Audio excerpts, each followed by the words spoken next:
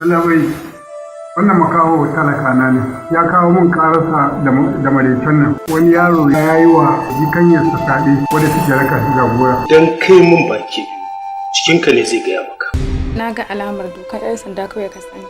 To ai sai ki tsaya in miki bayani mana, mai haka? Bayanin me zaka min kawai ka je ka aikata abin da baba ya umarce ka. Kika ce ya za a yi a nemo matsaya, a nemo maslaha akan abin da yake faru. Sunana Fadil, kuma yalla bai zan biya kuɗi a kai tasu. Su ne ƙashin bayan duk wata ƙasa, su ne abin alfaharinta. Burin duniyar matasa. Gaskiya ne abinda ba mai kan ya faɗa, gaskiya ne na aikata ma. Amma kana ganin ba tilasta ka akai ba? Ba tilasta na kai ba. Ko a gaban alƙali zaka yi maimaita haka? Ko a gaban kowa zan iya faɗa. Ofisa, na ɗana haihu. Hajiya lafiya, me faru ne aka yi miki? Ba wannan banzan maganar nake tambaya ba, ina ka samu ɗana Haidar? Hajiya bincike muke akan danki. Ina ka samu ɗana Haidar? Hajiya wallahi ba inda za su. Wannan sabga da kake gani gaba ɗayanta sai da na shirya mata. To Allah kaga, ni wannan kwata-kwata ba abin da ya dame ni bane. Ina ma magana ne akan sha'anin aiki. Sa, wannan magana da yake akai. Allah ina zuwa.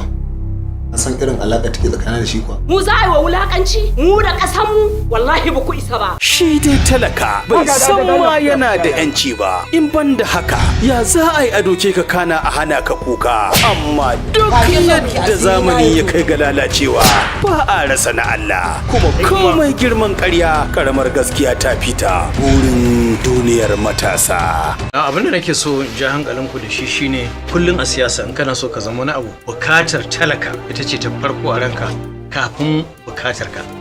Ayya excellency abin sai dai alhamdulillah wallahi wannan tafiya da zaka yi mutane ba sa so. Na san komai za su iya faɗa game da ni. Tunda har na fito na bayyana ra'ayi.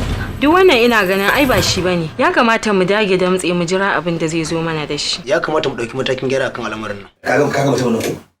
Ka dai ji abin da ke faɗa ka gani ko? Ya excellency sa ina ganin speaker shi yafi dacewa. Wallahi Your Excellency wannan babu abin da ya kamace mu da shi banda a tsige shi kur. Gaskiya ne. Abubuwan da kuka faɗa. Babban kalubalen su shine ta yaya za a yi tsige da kan kujera. Daura Film Productions ke gabatar muku da wani shiri mai dogon zango. Burin duniyar matasa. Assalamu alaikum yan uwa. Lokaci yayi sai mu tashi mu je mu sallah tun da mun huta ko? Ka ba mu abinci mu ci sannan ka fare maganan mu je mu sallah. Bayan da za a yi ko da biskit ne in samu wajen ka. Ba nan da cika gana kasa yin bacci ne. Wai haka za mu zauna ba abinci sai dai mu ki zuba cikin mu ruwa. Burin duniyar matasa.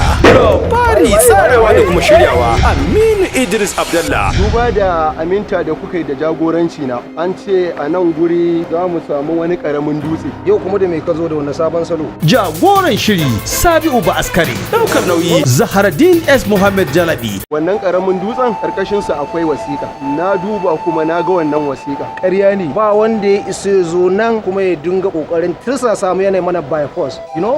Ka gane? Ba da umarni Mujtafa H Muhammad. Inusa Ma'azu. Burin duniyar matasa. In Allah ya taimake mu za mu samu ɗimbin dukiya, riba da zinare kuma da za mu iya tafiya da shi zuwa gidajenmu. Oh shit, uncountable problem. Wuti you wallahi. Mu muna nan, I'm standard. Wai me nake ta jin hayaniya ne lafiya? Ba zan fita hayaniya ba. Ka ta ka ɗauki an yashe ni gaba ɗaya. Burin duniyar matasa.